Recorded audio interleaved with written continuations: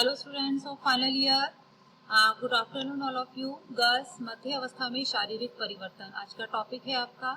इससे पहले लेक्चर में हमने बात की थी मध्य अवस्था में स्वास्थ्य के बारे में, कि जो मध्य अवस्था होती है उसमें शारीरिक स्वास्थ्य कैसा रहता है। अब देखिए, मध्य अवस्था में कुछ शारीरिक परिवर्तन आते हैं, उसके बारे में बात करेंगे कि मध्य अवस्था में शरीर और शारीरिक क्रियाओं में कुछ परिवर्तन होते हैं और ये इतने व्यापक और लाक्षणिक होते हैं कि उन्हें पहचानने में बहुत कम लोग गलती करते हैं। जैसे कि प्राय भार का बढ़ना, विशेष रूप से कमर के आसपास का मोटापा आना, जिसे मध्य वय की स्थिरता भी कहते हैं। पूर्व प्रौढ़ावस्था में स्त्री पुरुषों का वजन प्राय बढ़ने लगता है और यह अंशतः अतिरिक्त वसा के संचय के कारण ही होता है।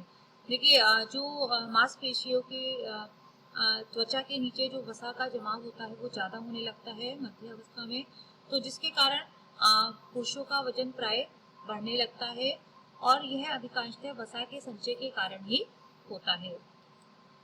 शरीर की जो रचना है,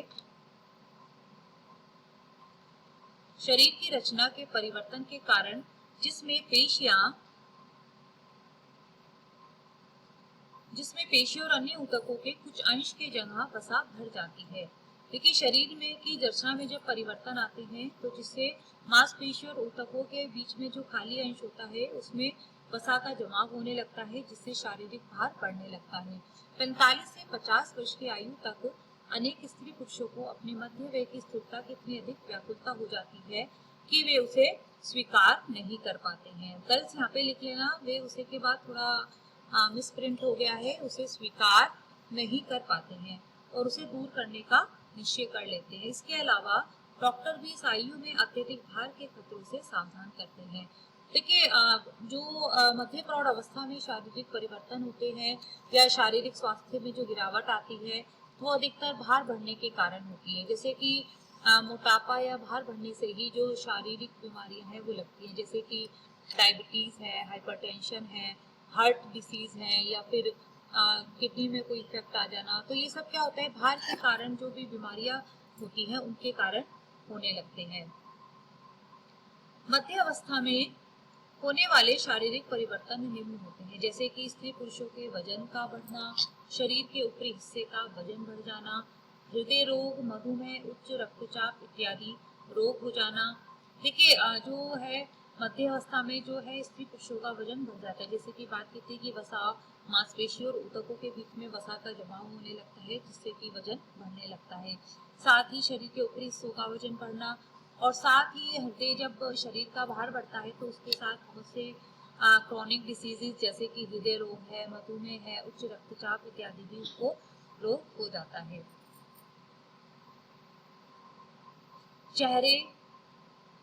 चेहरे पे, भुजाओं पर, जांघों पर और उदर के ऊपर की त्वचा में झुर्रियां पड़ने लगती है। देखिए, त्वचा संबंधी बीमारियां जैसे कि त्वचा का ढीला पड़ जाना, त्वचा में रिंकल्स आ जाना, साथ ही त्वचा की परत जो होती है वो मोटी होने लगती है, बाल झड़ना, गंजापन एक आम समस्या होती है कि इस मध्य प्रौढ़ावस्था में आते आते बालों का झड़ना, बालों का सफेद हो जाना, गंजापन आदि बीमारियां भी होने लगती हैं। साथ ही आंखों की चमक कम हो जाना, क्योंकि शारीरिक परिवर्तनों के कारण जो होता है वो शारीरिक शक्ति का हीन होना और स्वास्थ्य में गिरावट आने लगती है, जिससे आंखों की चमक कम हो जाती है।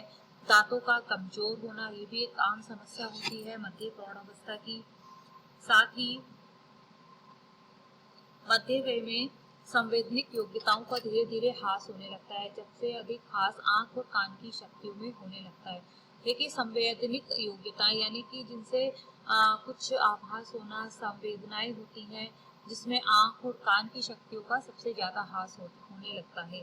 क्योंकि जो भी है, जैसे कि स्वास्थ्य पर जिन बीमारियों का प्रभाव पड़ता है उसमें अच्छा, ये जो ये शक्तियों का ह्रास होता है ये एक स्वाभाविक होता है, यानी कि ऐसा नहीं है कि कुछ ये एक बीमारी होती है। ये एक सहज एक परिवर्तन होता है, स्वाभाविक होता है, जो हर मध्य प्रौढ़ और युवक और प्रौढ़ स्त्री और पुरुषों में होता है।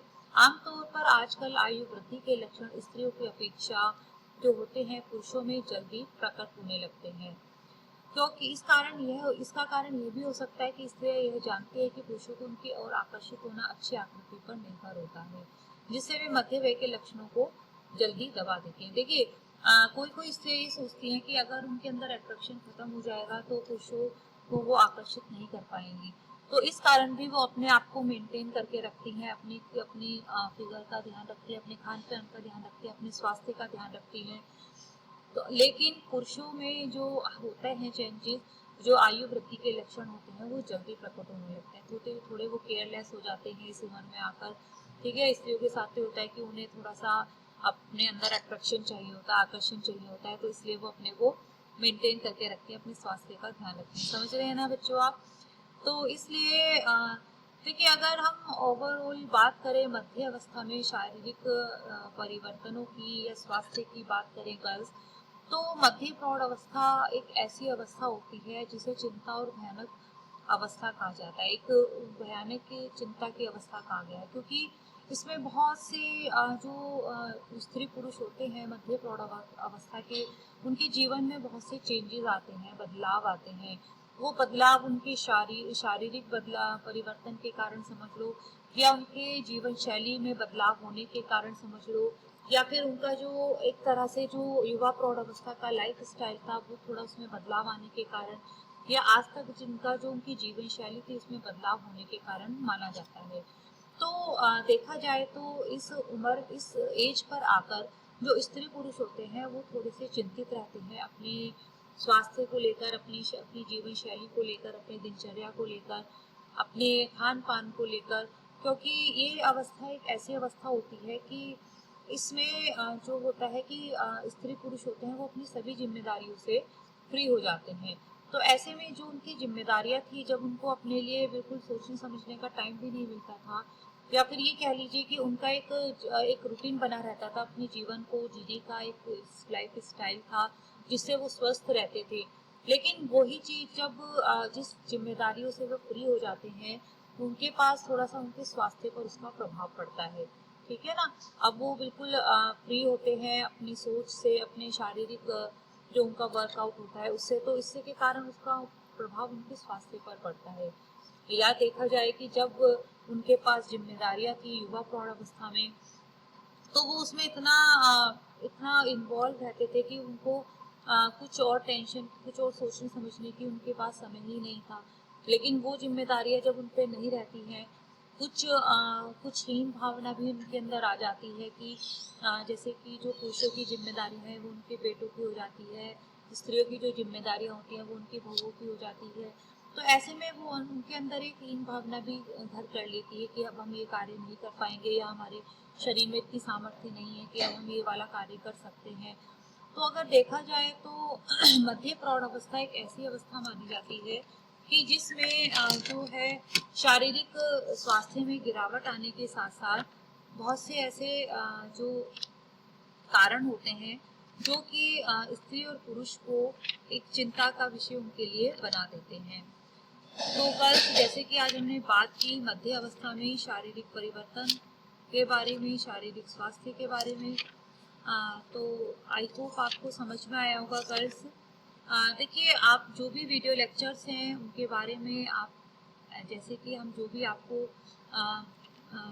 वीडियो लेक्चर्स देते हैं उनके बारे में आप जरूर पढ़ें, और कोई क्वेरी हो आपकी तो जूम मीटिंग में आपको हमें बता दिया करें, क्योंकि इससे हमें पता रहेगा कि आप लोग वीडियो लेक्चर्स आप सही से देख पा रहे हैं, नहीं देख पा रहे हैं, उनको नोट डाउन कीजिए, और कोई भी क्वेरी हो आपकी तो आप उनको जूम मीटिंग में हमारे से पूछ सकते हैं। तो गर्ल्स आज हमने बात की थी, देखिए मध्य प्रौढ़ अवस्था की, जैसे कि मैंने आपकी विशेषताएं भी पहले बताई थी कि मध्य प्रौढ़ अवस्था की विशेषताओं के बारे में भी आपसे हमने डिस्कस किया था कि यह एक चिंता और भय की अवस्था होती है, साथ ही एक सामाजिक अभिवृत्तियों की अवस्था है। मध्य प्रौढ़ अवस्था को संक्रमण काल भी कहा जाता है। साथ में एक पुनर्समायोजन का काल होता है। पुनर्समायोजन यानी कि जो युवा प्रौढ़ अवस्था में समायोजन किया, तो उसके साथ साथ उन्हें मध्य प्रौढ़ अवस्था में आने के बाद दोबारा से अपने जीवन में, अपने जो लाइफ स्टाइल होता है उसमें दोबारा से समायोजन करना पड़ता है। तो एक तरह से कहा जाए तो मध्य प्रौढ़ अवस्था एक भयानक चिंता की अवस्था है जब व्यक्ति का समायोजन, संतुलन एवं असंतुलन का काल इसको कहा जाता है, भयानक अवस्था भी कहा जाता है। साथ ही उपलब्धियों की अवस्था भी इसको कहा जाता है, क्योंकि इस अवस्था तक आते आते जो स्त्री पुरुष है वो अपने जो अचीवमेंट्स हैं वो काफ़ी हद तक पूरे कर लेते हैं, अपने लक्ष्य जो है अपने अपने बच्चों की जिम्मेदारी से फ्री हो जाते हैं, पूरा कर लेते हैं। तो एक तरह से इसको उपलब्धियों की अवस्था भी कहा जाता है। ओके गाइस, आई होप आपका आज का लेक्चर आपको समझ में आया होगा। नेक्स्ट मिलते हैं नेक्स्ट लेक्चर में। Thank you.